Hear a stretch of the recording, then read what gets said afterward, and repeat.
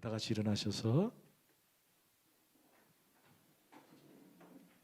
마태복음 19장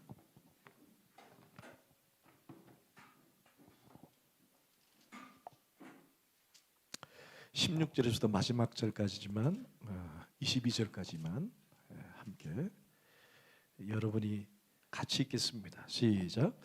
어떤 사람이 주께 와서 이르되 선생님이여 내가 무슨 선한 일을 하여야 영생을 얻으리까? 예수께서 이르시되 어찌하여 선한 일을 내게 묻느냐? 선한 이는 오직 한 분이시니라.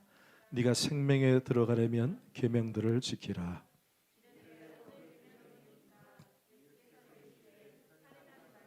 간음하지 말라.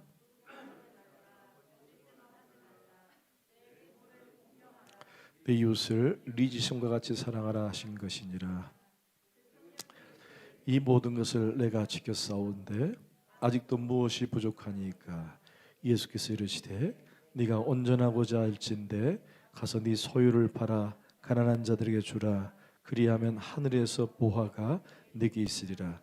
그리고 와서 나를 따르라 하시니 그 청년이 재물이 많으므로 이 말씀을 듣고 근심하며 가니라. 자리에 앉겠습니다.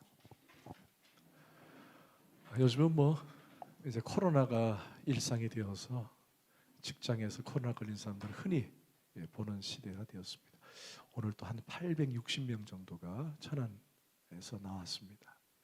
아마도 이제 코로나는 계절 독감과 같이 취급을 해야 되지 않겠는가.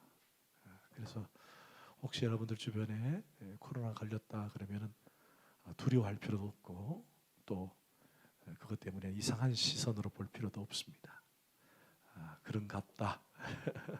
그런갑다. 대신 여러분들 늘 마스크 쓰시고 가급적이면 사람 많이 이렇게 마스크를 벗고 밥을 먹어야 하는 장소를 피하는 것이 가장 좋고, 또 이제 백신에 여러 가지 이렇게 맞아야 되느냐 말아야 되느냐라고 그렇게 얘기를 합니다만은 부작용이 그렇게 없으신 분들은 맞는 것도 좋을 것 같다라고 생각이 들어집니다. 여하튼 여러분들 하나님께서 안전하게 보호해달라고 기도하시면서 늘 자신을 잘 지키시기를 부탁을 드립니다. 어떤 분이 우리 교회는 아닌데 어떤 분이 자기는 백신 안 맞고 마스크도 안 쓰고 나는 그렇게 안 한다라고 하신 분이 제 주변에 있어가지고, 근데 결국 그분은 확진을 돼가지고 고생을 많이 했습니다. 그렇게 할 필요는 없죠. 우리가 좀 더 철저하게 지키고 자기 방역을 자기 주도적으로 잘 하는 것이 그 어느 때보다 중요하다라는 생각을 갖습니다. 자, 오늘 본문을 빨리 한번 읽어볼까요? 1절을 다시 한번 읽겠습니다. 시작. 어떤 사람이 주께 와서 이르되 선생님이여 내가 무슨 선한 일을 하여야 영생을 얻으리까? 목사님 19장은 왜 전체를 다 안 합니까? 19장 1절부터 12절까지는 부부에 대한 얘기인데 이건 제가 나중에 부부 주일 때 한번 하겠습니다. 그리고 13절에 15절은 앞에 제자들이 누가 크냐라고 말할 때 예수님께서 아이를 한 명 데리고 왔었죠. 그리고 이 아이와 같아야만이 천국 간다. 그래서 이 아이처럼 겸손하라 그런 뜻이 아니라 이 아이는 원래 그때 당시는 어떤 대상이었죠? 비천한 대상이었다. 그래서 자기를 스스로 겸손하게 느낀다는 것이 아니라 나는 비천한 자다. 나는 구원받아야 할 자다라는 그런 얘기를 한 것이다라고 했습니다. 그래서 그 내용이 거의 같기 때문에 이 부분은 성약을 하고 오늘 16절부터 한번 소개를 하고자 합니다. 여러분 16절에서 나오는 이 얘기는 공관복음. 이제 공관복음 하면 아시겠죠? 요한복음을 뺀 마태, 마가, 누가를 공관복음이다. 이렇게 같이 보라는 얘기예요. 마태복음 보지 말고 마가, 누가도 같이 있을 때는 같이 보는 것이 좋다. 근데 이 세 복음서에 같이 나왔다는 것입니다. 여러분, 물론 성경이 중요하지 않은 부분은 없지만 이렇게 세 곳에서 같이 나왔다는 것은 그만큼 중요한 주제다라는 거예요. 중요한 주제다. 그래서 이 세 본문을 가지고 같이 보는 것이 우선적으로 중요하다라는 것입니다.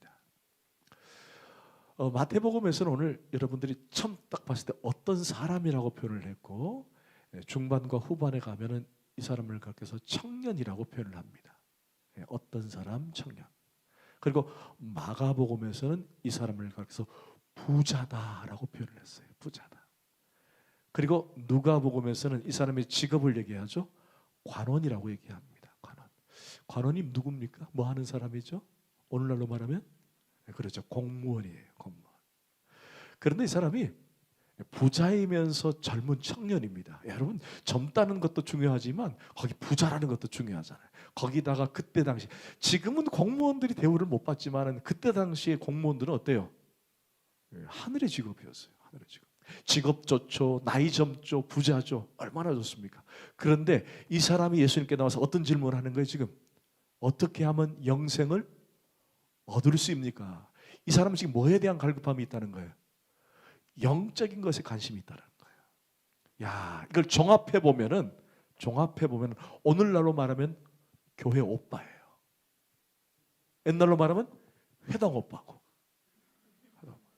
야, 이 대단하지 않습니까? 네? 대단하지 않습니까? 자, 여러분 17절을 보십시다. 시작. 예수께서 이르시되 어찌하여 선한 일을 내게 묻느냐? 선한 이 오직 한 분이시니라.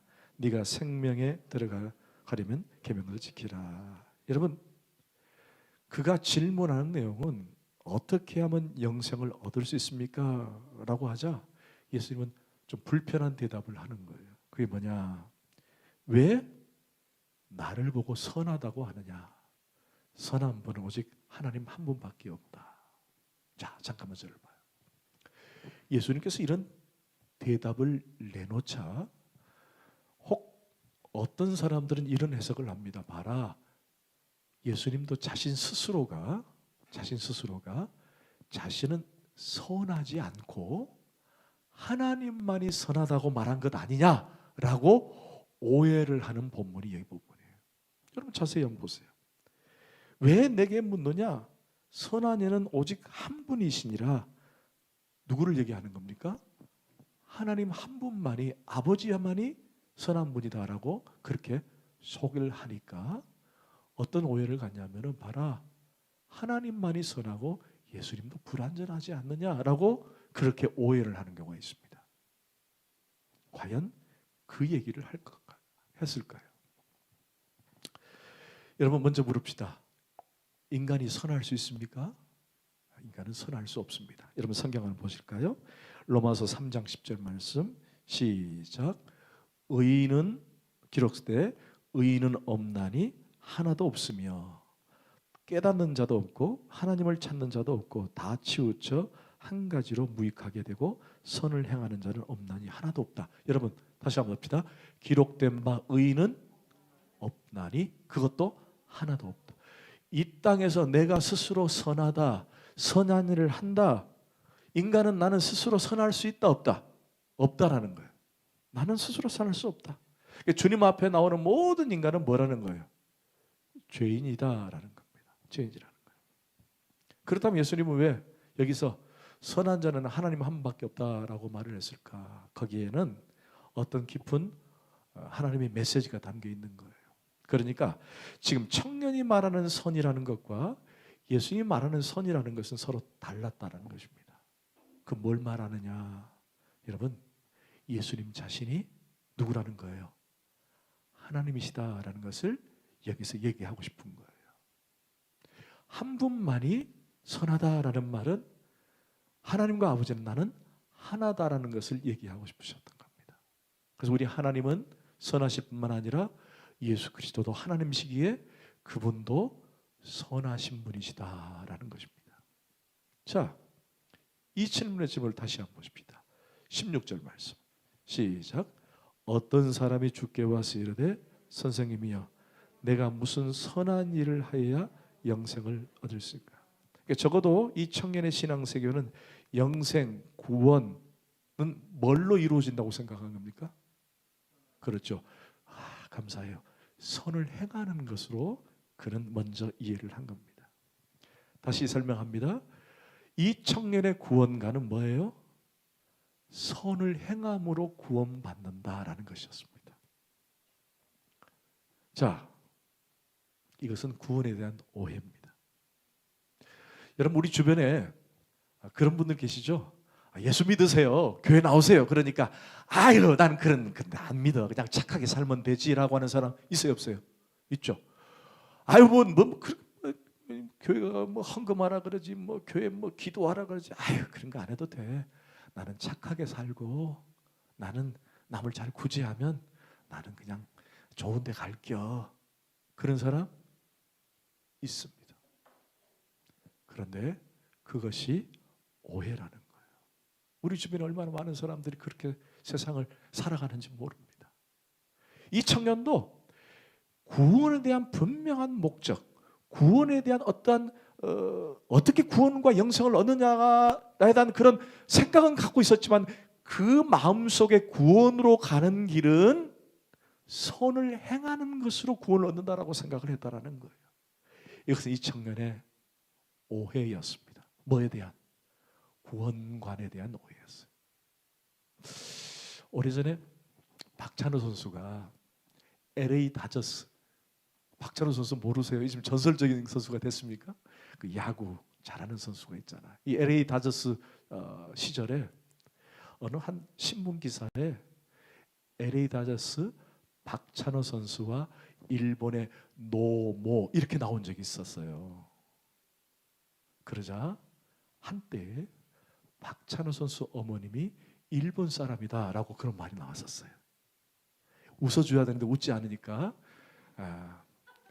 박찬호 선수와 일본 노모, 그러니까 이 노모를 박찬호 선수의 어머니, 늙은 어머니로 생각한 거예요. 노모를 그렇게 이해한 거예요. 근데 노모는 원래 일본 사람 이름입니다. 그때 당시에 각계 뛰었던 노모라고 하는 야구 선수를 말하는 거예요. 자, 웃어야 되겠죠? 이제는. 그래 많은 사람들이 그때 박찬호 선수 엄마가 일본 사람이다 그랬고 오해를 했다라는 거예요. 여러분, 우리 주변에 이런 오해들이 있어 없어요? 있죠. 그런데 이 청년은 구원에 관한 오해를 갖고 있었다는 것입니다. 구원에 관한.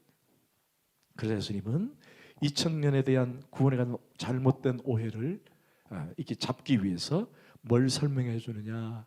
십계명을 꺼내 주세요. 자, 18절 19절 한번 다 같이 큰 소리 읽겠습니다. 시작. 이르되 어느 계명이 오니까 예수께서 이르시되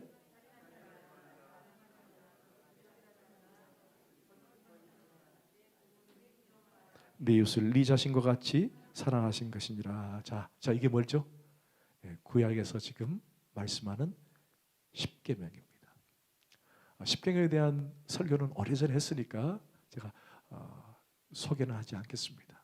그러나 이 십계명을 하나님께서 모세를 통해 이스라엘 백성들에 허락하시고 이 십계명을 통해서 율법이 만들어지고 확대가 되었어요. 그래서 이 십계명은 이스라엘 백성들에게서 큰 지침이고 율법이 되었습니다. 십계명은 두 파트로 나눠요. 두 파트로. 십계명은 1계명에서부터 4계명까지는 인간이 하나님을 어떻게 대할 것인가라는 대신 관계입니다. 1계명에서 4계명까지. 그리고 5계명부터 10계명까지는 인간이 인간을 어떻게 대할 것인가 대인 관계를 설명하고 있어요. 자, 우리 다 같이 10계명을 다 함께 외워볼까요? 시작. 1. 자, 제가 이제 쉽게 외우는 방법을 한번 오래전에 한번 했는데 다시 한번 해볼까요? 자, 1절 나 외에 다른 신을 두지 말라. 1절. 2. 이상한 것은 만들어서 절하지 말라. 3. 삼가 여호와의 이름을 망령되이 읽지 말라. 4. 사사로운 일로 안식일을 범하지 말라. 5. 오만이 아버지를 공경하라. 6. 육체에 칼을 대어 살인하지 말라. 7. 칠보 단장한 여인을 주의하여 간음하지 말라. 8. 팔로 도둑질하지 말라. 9. 구구절절 거짓말하지 말라. 10. 10원 1절 남의 것을 탐내지 말라. 요 정도로 이렇게 하면 아마 10계명을 조금 이해하기 쉬울 거예요. 그러나 중요한 것은 1계명부터 4계명까지는 누구에 대한 얘기라고요? 하나님의 관계. 5에서 10까지는 인간과의 관계. 자, 그런데 여기에 대해서 예수님이 지켰느냐라고 질문했을 때 청년의 대답은 20절입니다. 시작. 그 청년에 대해 이 모든 것을 내가 지켰사온데 아직도 무엇이 여러분, 제가 여러분에게 이런 질문을 했다고 생각해 보세요. 당신들 10가지 다 지켰어? 지켰어? 라고 문다면 여러분 어떨 것 같아요? 하나도 못 지켰는데 할 것 같죠. 그래서 여러분들이 이 청년이 오늘 예수님께 질문했다가 나중에 떠난다 그래서 이 청년이 별것 아닌 것 같다, 하찮을 것 같다, 이 청년은 나와 상대가 안 돼라고 생각한 분이 계신다면은 오늘 잠깐 내려놓으셔야 돼요. 그죠? 이 청년은 10계명을 다 지켰다 안 지켰다? 와, 이 청년은 10계명을 다 지켰다. 대단하지 않습니까? 대단하죠? 우리 한 개도 지키기가 어려운데 10계명을 다 지켰다는 거예요. 그런데 그것도 어려서부터 지켰다. 대단합니다.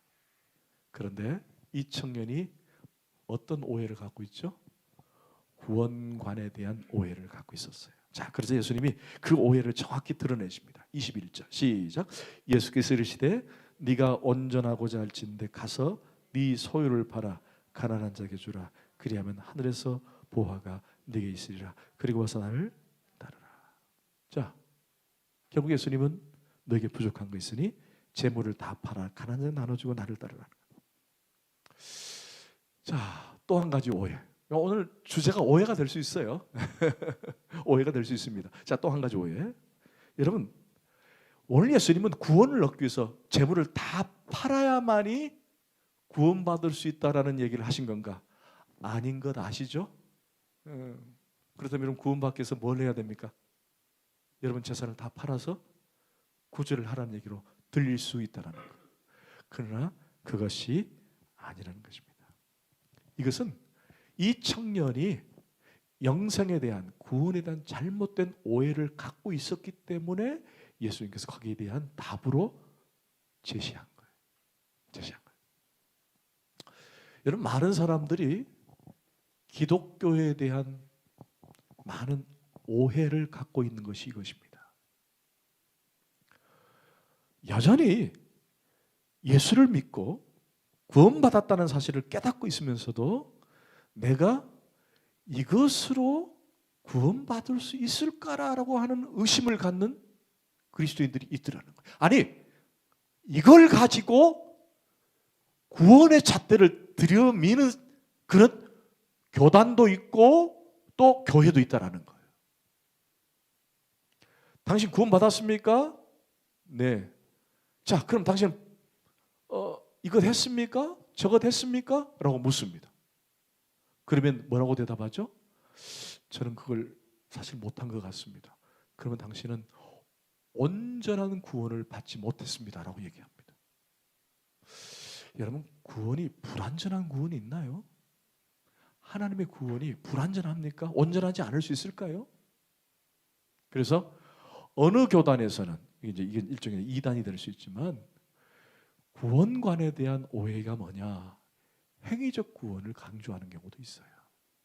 우리가 하나님을 믿고 그리스도를 믿고 구원받는 것이 아니라 그걸로만 구원받는 것이 아니라 어떻게든 해야만이 11조를 해야 되고 또 헌금을 해야 되고 기도를 해야 되고 방언을 해야 되고 해야만이 온전한 구원이 이루어진다라고 그렇게 가르친 데도 있더라는 거예요. 그 성경을 바르게 해석한 것이 아닙니다. 여러분 따라합시다. 구원은 얻었다. 구원은 이루어져 가고 있다. 구원은 완전해진다. 예. 여러분 구원의 시제가 그거예요. 여러분 예수 그리스도를 믿음으로 구원을 받은 줄 믿습니다. 그러나 그 구원이 그냥 땡이 아니라 그 구원의 받음을 통해서 우리가 이루어가고 있는 거예요. 이 땅에 살면서. 그리고 그리스도가 부활하시고 재림하시는 날 그 구원이 온전해질 수가 있는 것입니다. 그러니까 구원이라고 하는 열차에 탔는데 내가 내릴 수도 있고 또 탈 수도 있고, 그 관점이 아니라 구원 열차를 내가 한번 탔으면 가는 거예요. 그러니까 우리는 뭘 생각하냐면 구원의 불완전성을 생각합니다. 그래서 구원을 이루어 나가는 데서 어떤 행위적 조건이 있다라고 생각하는 경우가 있더라는 거예요. 이 청년의 오해가 뭐예요? 구원은 하나님을 믿는 믿음이 아니라 어떤 행위적 선을 통해서 얻어지는 것이라고 착각을 했다는 것입니다. 혹 우리 주변에 저와 여러분 가운데 내가 예수를 믿고 구원을 받았다는 확신이 있는데, 여러분 중요합니다. 확신이 있는데 내가 죄를 지어요. 기도 생활도 못하고 또 남에게 조금 잘못된 짓도 하고 또 주일 성수도 가끔 빠지고, 그러니까 어때요? 내가 분명히 구원받은 건 맞는 것 같은데 내가 그렇게 해서 죄를 지었으니 내가 혹시 구원을 못 받는 것이 아닌가라는 생각하는 사람도 있더라는 거예요. 그것은 잘못된 생각이에요. 오직 구원은 예수 그리스도를 믿음으로 구원받는 줄 믿습니다. 그리고 그 이후에 나의 삶에 대한 부분은 따로 떼놓는 거예요.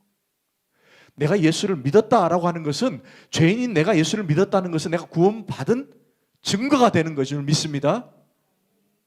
여러분, 구원을 받는 데는 다른 조건이 없어요. 내가 예수 그리스도를 믿음으로 그것이 증거가 되는 거예요.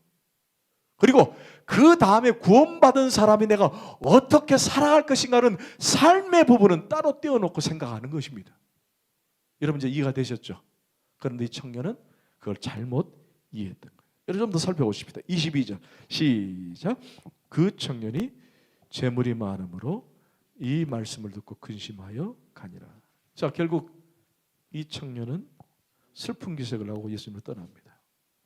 그러자 예수님께서 재물이 있는 자가 하나님의 나라에 들어가기 참 어렵다라고 말씀하시면서 여러분이 너무나도 잘 아는 낙타와 바늘기 이야기를 하십니다. 자, 이제 중반부에 왔어요. 자, 한번 보십시다. 24절 25절 시작.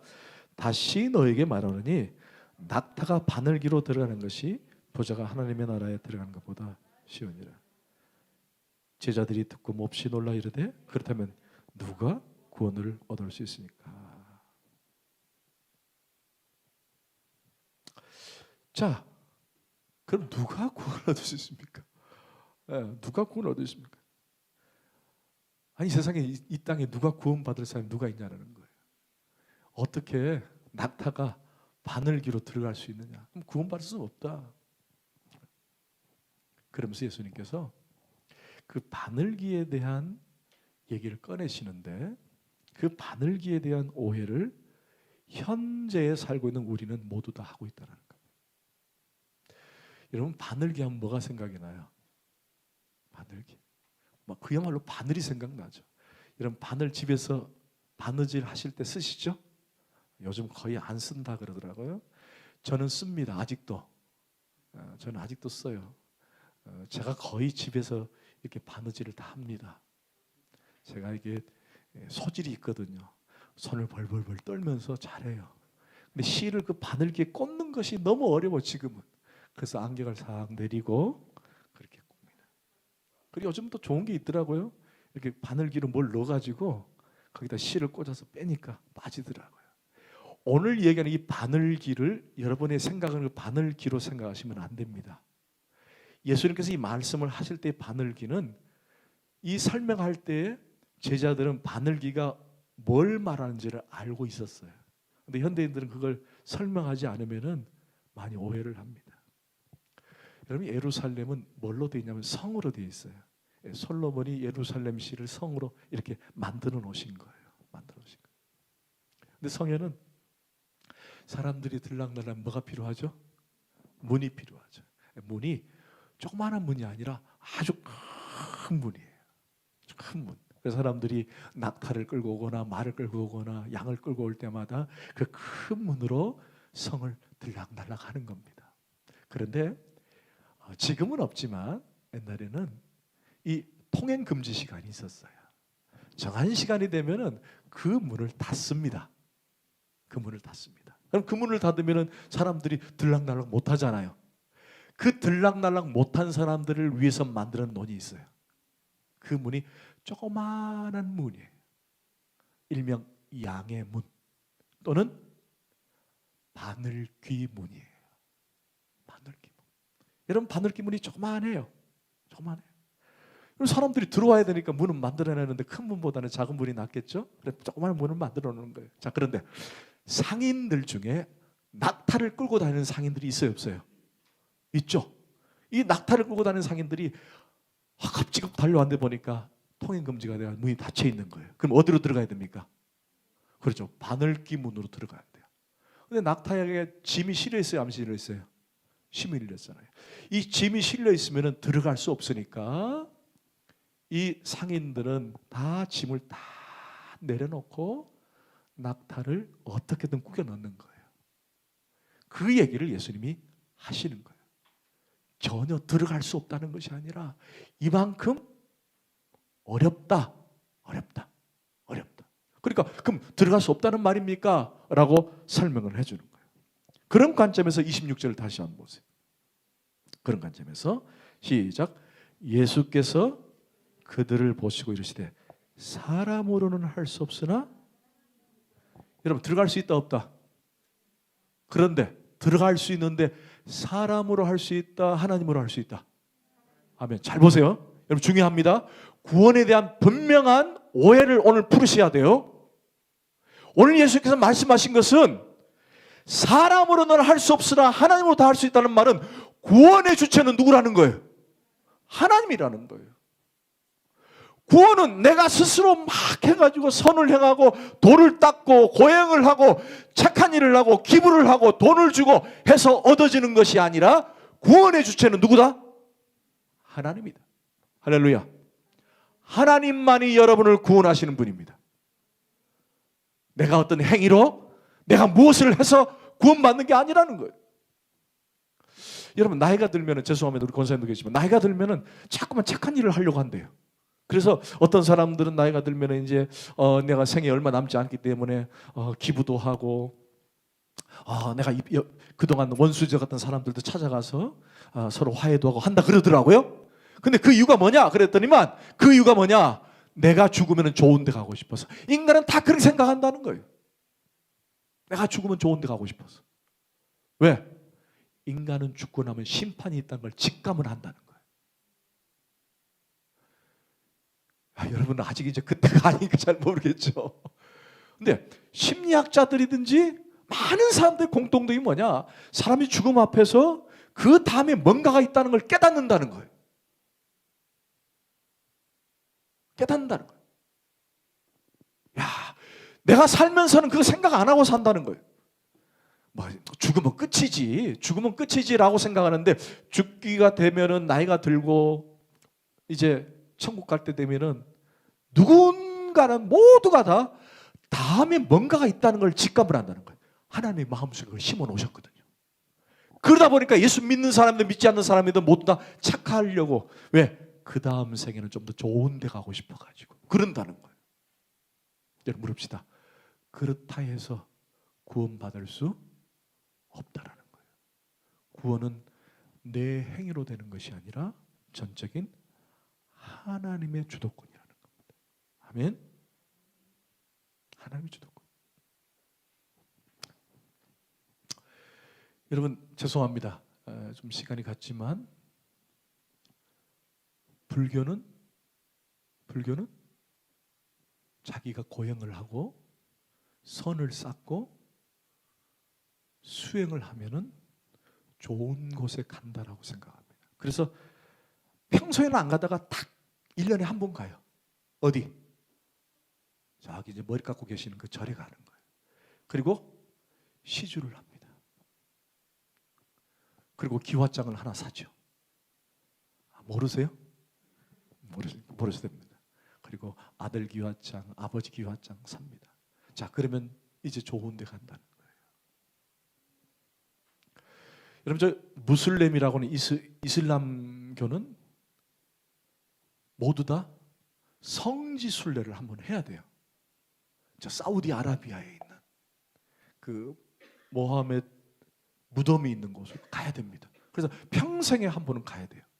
가야만이 그들은 극락할 수 있다고 생각합니다. 그리고 가장 확실하게 극락 좋은 곳에 갈 수 있는 방법은 뭐냐? 여러분 뭔지 아시죠? 저쪽에는 항상 뭐예요? 폭탄 하나 들고 뭐예요? 성전을 해요. 성전. 거룩한 전쟁. 그러면 그 들어가서 죽으면 자기는 최고 좋은 데 가는 거예요. 여러분 만약에 여러분들이 성전 하나면 그럴 분 계세요? 여러분 물어봅시다. 불교든 이슬람이든 그들의 구원관은 뭐예요? 내가 그렇죠. 자력 구원이에요. 내가 스스로 뭘 해야 돼요. 내가 돌을 닦고 내가 고행을 하고 내가 수행을 하고 착한 일을 해야 구원받는 거예요. 내가 순례를 하고 내가 자폭을 하고 해야만이 구원받는 거예요. 근데 성경은 그렇게 말하고 있지 않아요. 인간은 모두 다 죄인이기 때문에 내 스스로 아무것도 할 수 없는 그런 존재라는 거예요.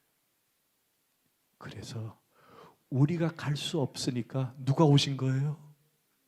할렐루야. 하나님이 육신을 입고 이 땅에 오신 거예요. 왜? 인간은 갈 수 없으니까. 어떻게 인간이 죄인인데 가요? 고행을 해서 간다고요? 아이고 여전히 죄인인데. 그 지난번에 4월 초파일 날 제가 또 등산을 좋아하잖아요. 그래서 여기 광덕산 이렇게 가면 광덕사라고 절이 있어요. 절이는데 갔더니 이 사람들이 미꾸라지를 잡아가지고 그 개울가에 방생을 하더라고. 방생을. 왜 방생한지 아세요? 모기를 잡기 위해서. 그때 모기를 잡아야만이 이 광덕사가 모기가 없다 이제 그러신 거예요. 여러분 모기는 죽이는 거 아닙니까? 그러면 모기는 죽이는 거잖아요. 여러분 그렇게 해서 구원을 받을 수 있다면은 여러분 구원받은 인간은 한 명도 없습니다. 내가 아무리 착하게 산다 그래서 이제 오늘 이 시간부터 착하게 살아야지. 그래서 여러분 착하게 살아지던가요? 또 죄 짓죠. 또 죄 짓습니다. 오직 그분만이 우리를 구원하실 분이에요. 그러니까 사람으로서는 할 수 없으되 하나님으로서는 할 수 있다라는 겁니다. 그러니까 구원의 주체가 누구라는 거예요? 하나님이라는 거예요. 하나님. 여러분 부자가 하나님 나라에 들어갈 수 없다는 것은 유물론적 관점에서 이해해서는 안 됩니다. 그렇다면 부자는 다 천국 못 들어갑니까? 그런 기독교가 어디 있어요? 그럼 전부 다 가난해야만 들어갑니까? 그래서 어떤 사람들이 가난한 자가 복이 있나니 천국이 저희 것이며 그렇게 이해하고 있어요. 가난한 사람들하고. 그런 뜻이 아닌 거 아시죠? 아닙니다. 아닙니다. 결국 이 청년은 근심하며 돌아갑니다. 결국 이 청년은 무엇에 대한 오해가 있었죠? 구원의 문제에 대한 오해를 갖고 있었습니다. 뭘로? 그는 착하게 선을 행하고 율법을 행해야만이 구원받을 수 있다고 생각한 거예요. 그러나 구원의 주체는 내가 아니라 하나님이다. 그러면서 예수님은 우리에게 어떤 얘기를 하나 들려주십니다. 여러분 성경 하나 찾겠습니다. 요한복음 5장 여기 나와 있으니까요. 그냥 같이 읽읍시다. 자, 요한복음 5장 2절에서 4절까지 시작. 예루살렘에 있는 양문 곁에 히브리 말로 베데스다라 하는 못이 있는데 거기 행각 5이 있고 그 안에 많은 병자, 맹인, 다리 저는 사람, 혈기 마른 사람들이 누워 물의 움직임을 기다리니 이는 천사가 가끔 못에 내려와 물을 움직이게 하는데 움직인 후에 먼저 들어가는 자는 어떤 병에 걸렸든지 낫게 됨이니라. 자, 예수님께서 38년 된 병자를 낫게 하신 장면입니다. 근데 그 과정을 설명하고 있어요. 여기 베데스다라고 하는 연못이 있습니다. 베데스다는 두 단어가 합성된 거예요. 베이트라고는 집, 데스라고 하는 헤세드, 은혜, 그 자비의 집이라고 하는 연못입니다. 근데 이 연못에는요 오래전 전설이 있었어요. 천사가 한 번은 내려와서 물을 움직이면은 제일 먼저 들어가는 사람은 나을 수 있다라고 하는 그런 전설이 있었어요. 그래서 사람들이 그 베데스다 연못 가가지고 쭉 모여 있어요. 오래전에 제가 아내랑 그 이스라엘 성지순례 갔는데 지금도 베데스다 연못이 그대로 있어요. 와, 대단하죠. 근데 이 베데스다 연못에 행각이 있습니다. 그건 정자죠. 사람들이 거기서 옹기종기 모여서 밥도 해먹고 또 천사가 올지를 기다리는 거예요. 그러다가 천사가 나타났다라고 하는 기미가 보이면은 어떻게든 달려가야 돼요. 누구만이 나을 수 있죠? 1번으로 들어간 사람만이 나을 수 있는 거예요. 근데 거기에 예수님께서 나타나셨어요. 그리고는 38년 동안 거적을 깔고 누워있는 한 병자를 본 겁니다. 자, 그리고는 예수님께서 6절에 시작. 예수께서 그 누운 것을 보시고 병이 벌써 오래된 줄 아시고 이르시되 네가 낫고자 하느냐. 예수님이 네가 낫고자 하느냐 물었습니다. 자, 여러분이 환자입니다. 병자입니다. 그럼 예수님께서 동일하게 묻습니다. 네가 낫고자 하느냐라고 물으면 여러분 뭐라고 대답하는 게 제일 좋을까요? 네? 그렇죠. 그게 정답 아닙니까? 네, 낫고 싶습니다. 살려주세요. 그게 정답 맞죠? 아니에요? 저 차비 좀 주세요. 병원 가게 이럽니까? 예수님께서 나타나가지고 홍 집사, 네가 낫고 싶냐? 그러면 네, 낫고 싶습니다. 살려주세요. 그게 맞잖아요. 근데 이 병자를 봅시다. 7절 뭐라고 말하는? 시작. 병자가 대답하되 주여 물이 움직일 때에 나를 못에 넣어주는 사람이 없어 내가 가는 동안에 다른 사람이 먼저 내려가나이다. 좀 이상하죠? 맞죠? 뭐 구구절절 설명을 해요. 뭐라고 설명하고 있어요? 누군가가 나를 도와줘야만이 나는 날 수 있다는 거예요. 사실 지금 앞에 서 있는 분이 예수님이에요. 예수님은 베데스다 자비의 집의 주인이십니다. 그럼 그분에게 내가 낫고 싶습니다라고 말하면 되는데 그렇지 않고 있다는 거예요. 여러분 이게 뭘 의미하느냐? 바로 인간의 잘못된 오해에 대한 얘기를 하고 있는 거예요. 인간은 베데스다라고 하는 자비의 연못까지 가야만이 구원을 받을 수 있다. 베데스다 연못에 가기 위해서 누군가가 나를 도와주지 않으면은 나는 결국 구원을 못 받는다. 실제 예수가 그 앞에 있음에도 불구하고 그는 무언가의 도움을 받고 뭔가를 행함으로 그는 구원받을 수 있다라고 오해를 갖고 있었다는 거예요. 자, 그러자 예수님 8절에 보십니다. 시작. 예수께서 이르시되 일어나 네 자리를 들고 걸어가라 하시니 그 사람이 곧 나와서 자리를 들고 걸어가니라. 할렐루야. 결국 그는 베데스다 연못까지 갈 필요가 없었다는 거예요. 누구로 인해서? 예수님. 아멘. 내가 어떻게든 베데스다 연못으로 들어가야지가 아니라 예수님께서 말씀하시니까 나음을 받아버린 거예요. 할렐루야. 아멘. 결국 구원은 하나님이 하시는 거예요. 예수 그리스도가 하는 거예요. 인간의 어떤 숭고하고 인간의 어떤 고결한 그런 어떤 인격이나 인품으로 되어지는 것이 아니라 어떤 율법과 선행으로 되어지는 것이 아니라 착하게 살고 고행을 하고 남을 도와주고 인품이 좋아야만이 구원을 받는 것이 아니라 오직 구원해 주시는 하나님이시다. 그분만이 나를 구원하실 분이다. 그래서 오늘 우리의 큰 얻어지는 교훈은 뭐냐? 매일매일 우리의 삶을 내려놓고, 할렐루야, 매일매일 우리의 생각을 내려놓고 매일매일 우리의 고집과 아집을 내려놓고 내가 할 수 있음을 내려놓고 오직 우리 입에서 탄식으로 터져 나와야 할 것이 뭐냐? 오직 예수 없이는 안 됩니다.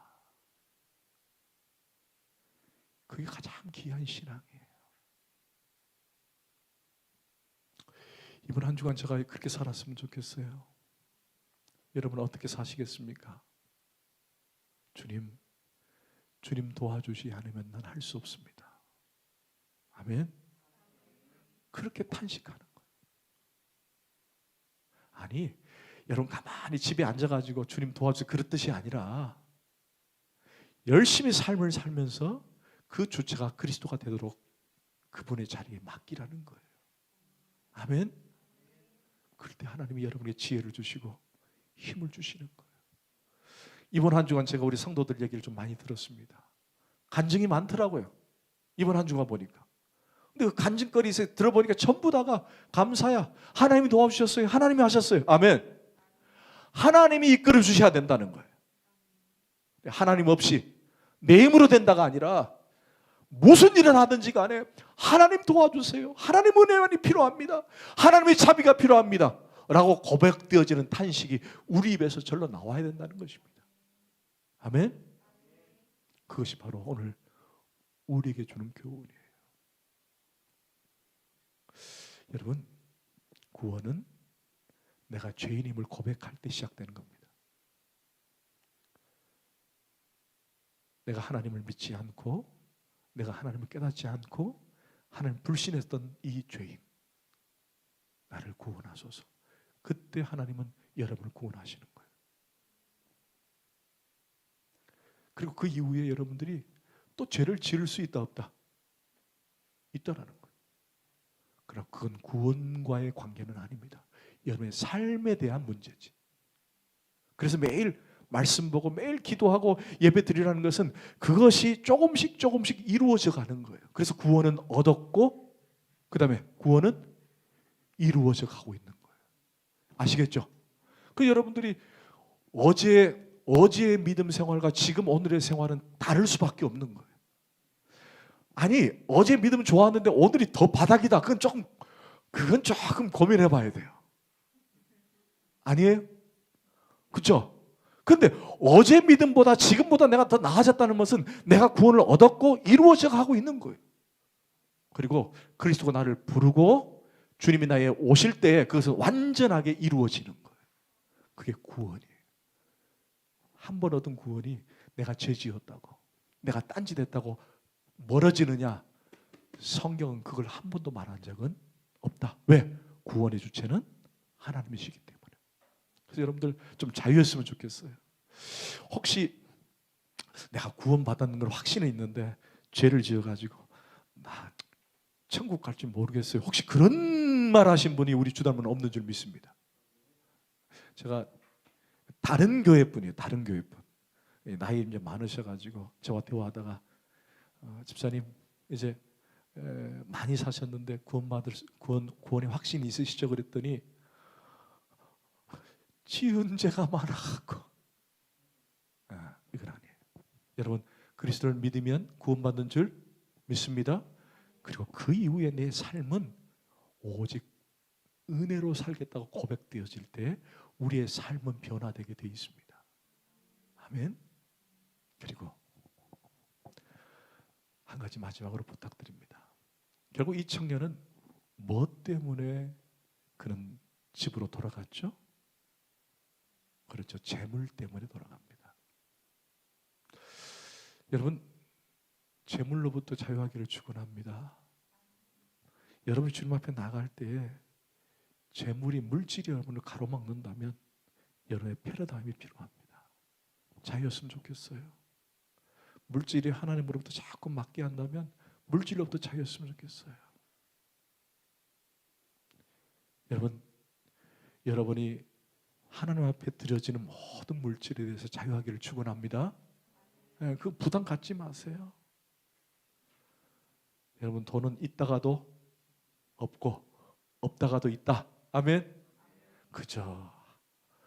그 이스라엘 백성들을 향해 하나님께서 매일 만나를 먹일 때 한꺼번에 주신 것이 아니라 매일 한 번씩만 주셨어요. 그리고 그 다음 기대를 하는 거예요. 그 다음 날 또 주시겠지. 아멘. 한꺼번에 주시지 않으셨어요? 오늘 주면 그거 먹고 사는 거예요. 그리고 그 다음 날을 또 기다리는 거예요. 누굴 향해서? 하나님을 향해서. 그게 우리가 이 땅에서 하는 물질관이에요. 오늘 내주신 은혜 감사합니다. 내일 하나님 또 주시겠죠. 근데 그거 어떻게든 모아보고 어떻게든 물질 모아서 여러분 그것보다도 하나님이 주실 은혜를 생각하고 사는 것이 우리 물질관이 되어야 합니다.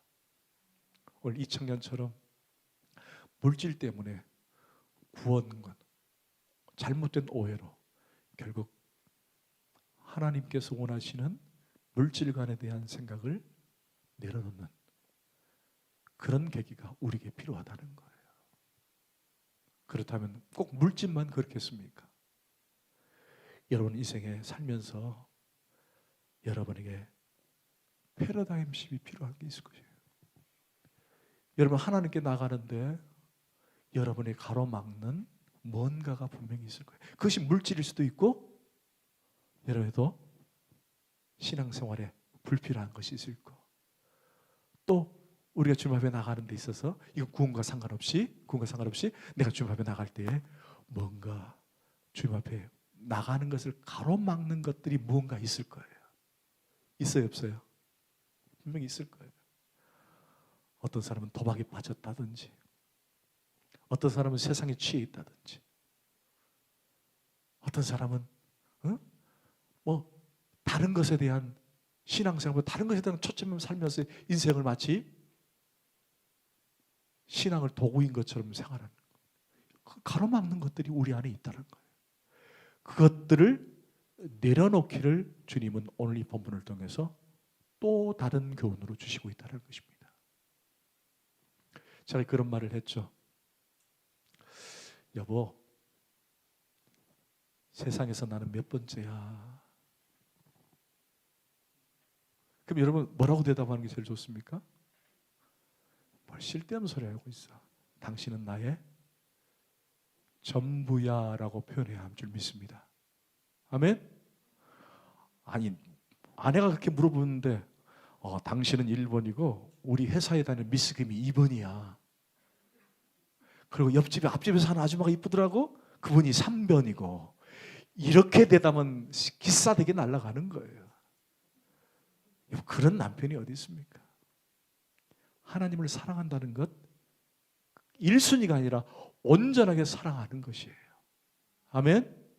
그게 하나님에 대한 우리의 태도입니다. 그래서 여러분들 재물과 세상 것과 겸해서 하나님을 사랑하는 것 어렵습니다. 저는 여러분들에게 물질을 포기해라 그런 뜻이 아니에요. 그러나 물질에 대한 바른 가치관을 갖고 있다면 그건 매우 중요한 원리가 될 수 있는 거예요. 내가 왜 돈을 버느냐?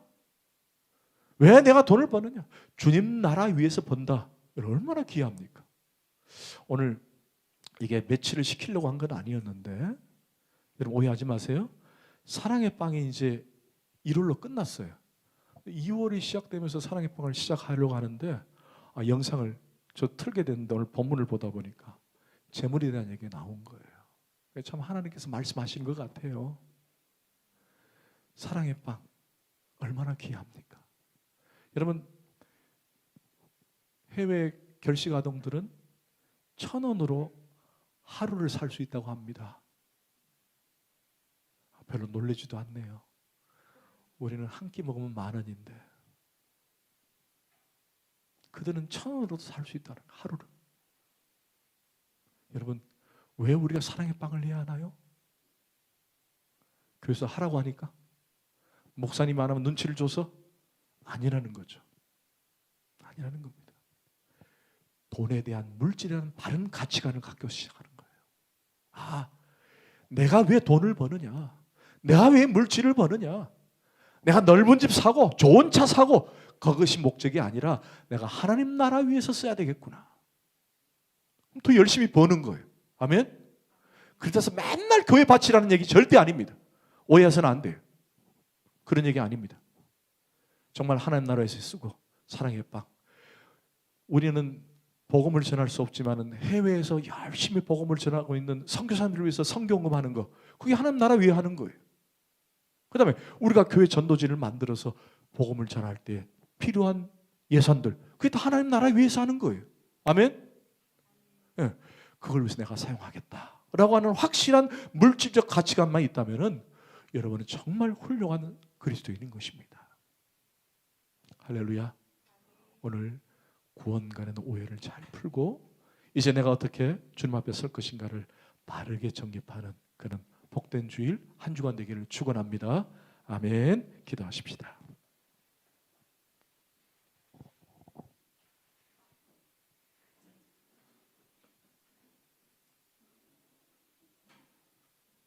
하나님 감사합니다. 오늘 이 청년을 통해서 우리에게 주신 교훈을 다시 한번 받았습니다. 우리가 그저 와서 이걸 듣고 한 귀로 흘러보낼 것이 아니라 우리 마음밭에 새겨서 정말 하나님이 원하는 삶을 살아드리는 우리 주 닮은 식구들이 다 되게 하여 주옵소서. 특별히 우리 사랑하는 지대를 축복합니다. 위로하여 주시고 평강을 주시고 은혜를 부어 주옵소서. 그래서 우리의 탄식이 우리는 주님의 은혜 없이는 살 수 없습니다 고백하는 우리 모두 되도록 성령 하나님 우리를 이렇게 이끌어 주옵소서. 감사하고 예수 그리스도 이름으로 기도합나이다.